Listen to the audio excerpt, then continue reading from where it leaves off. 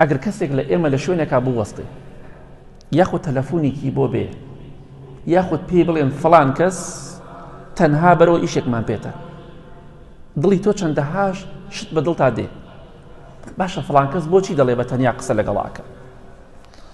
باشە بۆچی لە مەرکەزەوە بانگیان کردم، لە مەحکەمەوە بانگیان کردم بە تەنها خۆم، چەندەها شت بە دڵتا دێ، چەندەها فکری باش و خراپ بە دڵتا دێ، فڵان کەس بۆچی من بانگ دەکات، بۆچی دەڵێ بە تەنها بە ئیشێ زەڕورم پێتە، کاکە تەنها بەرەوە، یەکسەر تۆ دڵت داخور بێ، بێگومان وایە ئەوە هەم بەسەر هەمانە هاتووە. بەڵام باشە کاتێک کە خوای پەروەردگار لە ڕۆژی قیامەتە بێگومان ئاوا بە تەنها بانگمان دەکات. خوای گەورە دەفەرمێ وەکولهم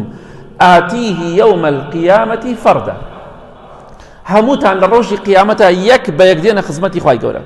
خوای گەورە بە تەنها قسە لەگەڵا کات. ئایا ئەمە ترسناکە یا کابرای قسەم لەگەڵا بکات؟ ئایا بیرمان لەوە کردێتەوە حاڵمان دەبێ ئەو کاتە چۆن بێ کە خوای گەورە بە تەنها قسەمان لەگەڵاکە؟ هەتا لە صحیح بخاری مسلم داهاتۆ پێغەمبەری خوا فەرمێ صلى الله عليه وسلم ما منكم من أحد، هیچ کەسێک نییە لە ئێوە، هیچ کەسێک نییە کەواتە یەک بە یەکمان، إلا وسيكلمه الله يوم القيامة ليس بين الله وبينه ترجمان،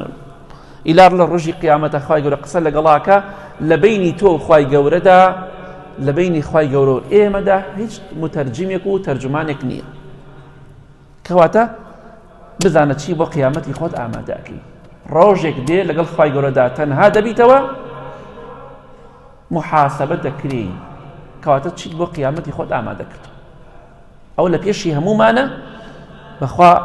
مەگەر خوای گەورە خۆی بزانە چەندە ترسناک، ئەگەر خوا ڕەحمان لێ نەکا دڵنیا بەتیاچی کەس ناتوانێت فریامان بکەوێت، هیچ کەسێک واسیتە نییە، کەواتە ئەمڕۆ خۆت ئامادەکە بۆ محاسبەی خوا بۆ لیقای خوا، چونکە دڵنیا بە لیقای خوا و گەیشتن بە خزمەتی خوا لە پێشمانە یەک بە یەک دەگەینە خزمەتی خوای گەورە،